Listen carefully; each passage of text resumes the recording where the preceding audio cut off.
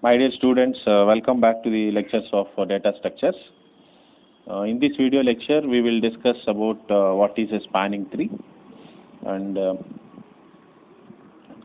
actually we will see the definition and we will see what is the meaning of spanning tree here, and it comes under the applications of graph structures only. In the applications of graph structures, we are going to discuss several things like minimum spanning trees, the shortest path algorithm, topological sorting, like that we will discuss several things. And among them, it is one of the topics, minimum spanning trees is one of the topic. Before we understand what is a minimum spanning tree, we need to understand what is a spanning tree. So we'll start with the spanning tree. Spanning tree means what? It is a subset of graph. Spanning tree is a subset of graph. So in the graph itself, we will take a part of the graph. We will consider the subset of graph where it consists of all the vertices. It consists of all the vertices covered with the minimum possible number of edges.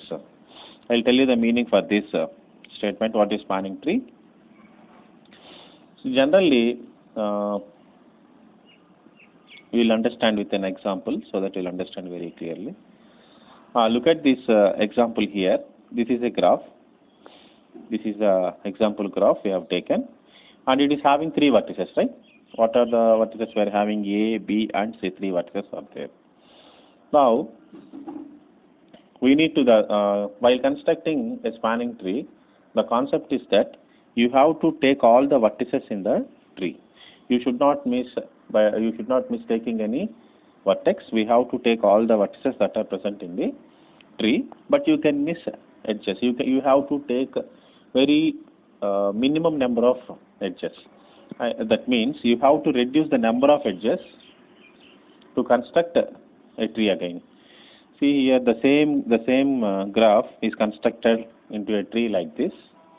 We have taken all the vertices here. We have taken all the vertices. We have taken A vertex, B vertex, and C vertex also. But we have not taken the edge A to C. Why we have not taken the edge A to C? Why? Because while constructing the rules of spanning trees, the rule of spanning tree is that you have to take all the vertices that are present in the graph or that are given in the graph, and you have to reduce the number of edges that are present in the. You have to reduce the number of edges in the graph for constructing a spanning tree. That is why I have not taken the edge. I have not taken the edge A to C. Why? Because we need to take the minimum number of possible edges, which covers all the vertices. Now I have taken A, B, and C vertices. I connected A to B edge and B to C edge. Suppose you see here in this diagram, in this graph, in this tree here, the same graph. For the same graph, I can construct a minimum spanning tree like this. How I have taken? I have taken all the vertices here also. The main condition is that while constructing a spanning tree, you have to see that all the vertices must cover which is given in the graph. But edges can be minimized. You have to reduce. Definitely, you have to reduce the number of edges. That is our ultimate objective. So we have reduced our edge here. So we have taken the edges of A to C and A to B, but we have not taken the edge C to B. Why? Because we have to reduce the number of edges, right? For this particular graph, either we can draw a spanning tree of either we can go for spanning tree of this one, or this one. Why? Because all the three are correct. It is also satisfying the property where it is taking all the vertices, reducing and taking minimum number of edges. And we cannot reduce these edges 2 into 1. Here we have taken 2 edges, but we cannot reduce these edges into 1. Why? Because if I reduce these edges into 1, if I take only A to B, if I take only this edge, I am taking only 2 vertices here. Only 2 vertices are getting connected. You should not do like that. All the vertices must get connected. All the vertices must be there in the graph. But you can reduce the number of edges. So this is a possible tree. This is a possible minimum spanning tree. This is a possible spanning tree. So like this, like that we have to construct a spanning tree, and we will see the meaning, we will see the definition what we have given in the spanning tree.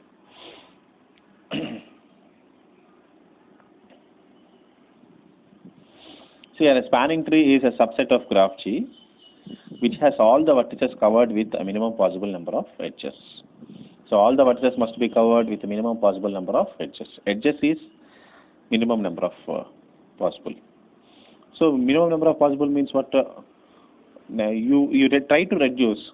You try to reduce whatever the edges are not needed, and you can eliminate all those edges. But all the vertices must be covered. All the nodes A, B, C like that nodes are there, right? All the nodes must be covered. So hence a spanning tree does not have cycle. The main condition you have to remember here is while constructing spanning trees, there shall not be a circuit or there shall not be a cycle formed in the spanning tree. See, if you take this graph here, we have taken the graph and the graph is containing a circle. It is forming a circuit, right? The graph is forming a circuit. And you see here, when you construct a spanning tree, these trees, whatever the spanning trees we have constructed here, these trees are not constructing any, these trees are not containing any circuits. All the trees are not containing any circuits or not forming any cycles. That is another condition we need to remember. So after constructing a spanning tree, you need to see that no cycle should be there, no circuit should be there. It should be like a tree. The graph means the main difference between the graph and a tree is graph is a closed form of circuit and a tree is not a closed form of circuit. That is why we are calling them as trees. Though we are discussing about the concept of graphs, we are discussing about we have included the concept of tree here. Why? Because tree should not contain any closed loop. Graph contains the closed loop. So that is the points you need to remember for spanning tree. And actually, minimum spanning trees are of two types. See, this is undirected graph. Consider this is an undirected graph. So we can also take a directed graph also. But while taking directed graph, this is the undirected graph actually. We can go with a directed graph also. But sometimes we will do with weighted graphs. Weighted graph means what? Suppose this graph is unweighted graph because no weights are displayed here.